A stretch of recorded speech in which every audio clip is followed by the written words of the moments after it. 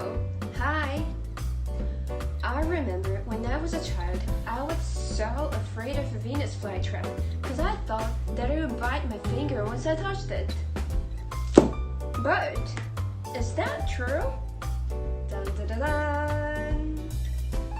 Today, we are going to be talking about how a Venus flytrap works and cast out all your fear of it. Touching a trigger hair on the Venus flytrap causes an electric action potential that induces calcium channels to open in the trap, thus causing a rapid increase in the concentration of calcium ions.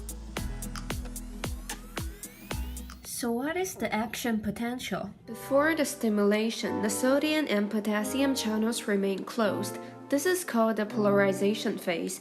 After being stimulated, the depolarization phase takes place. The sodium channel opens, causing sodium ions to get into the cell and make the membrane potential more positive. This continues until the inactivation of the sodium channel, which takes place during the repolarization phase, while the potassium channel opens simultaneously.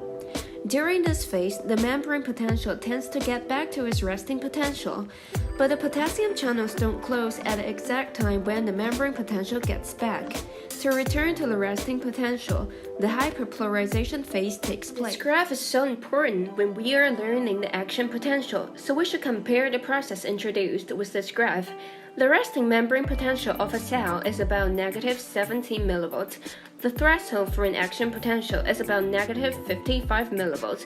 When the cell depolarizes to that point, there's no going back. It reaches a peak at about positive 30 millivolts and then begins to repolarize.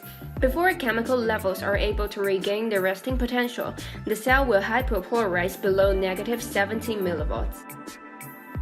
After getting to know how a Venus flytrap works and its mechanism, we have to figure out if a Venus flytrap will hurt us physically. The answer is no. The trap itself won't harm you, nor will the plant's digestive juices. A Venus flytrap doesn't start its digestive process until the trap closes firmly. Your finger is far too big to allow that to happen.